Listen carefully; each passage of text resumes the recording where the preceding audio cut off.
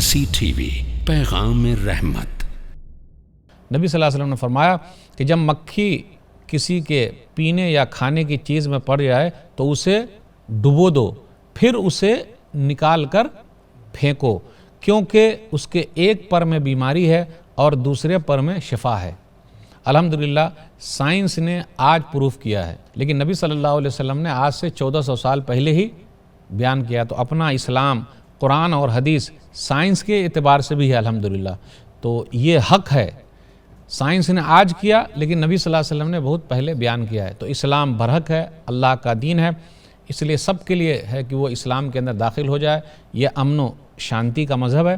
تو اسے یہ پتہ چلا کہ مکھی اگر کھانے پینے کی چیز میں گر جائے تو ہم اور آپ مکھی کو اور ڈبو دیں، مکمل طور پر ڈبو کے پھر اس کو پھینکیں، اپنے کھانے کو نہ پھینک دیں۔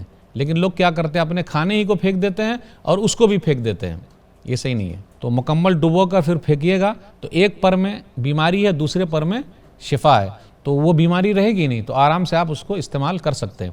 لیکن مسئلہ یہ کہ اگر کسی کا دل نہ مانے، تو اگر دل نہیں مان رہا ہے تو رک جانا اچھا ہے، لیکن کھانے کو ضائع ہونے سے لیکن بچانا کھانے کو بہتر ہے۔ ضائع ہونے سے، برباد ہونے سے بچانا چاہیے، کیونکہ کھانا بننے میں بہت ٹائم لگتا ہے اور برباد کرنے میں کچھ بھی نہیں لگتا۔ ھذا ما عندی واللہ اعلم بالصواب۔ مرسی ٹی وی کے مزید ویڈیوز کے لیے ہمارے چینل کو سبسکرائب کریں اور بیل آئیکن کو کلک کرنا نہ بھولیں۔ جزاک اللہ خیر۔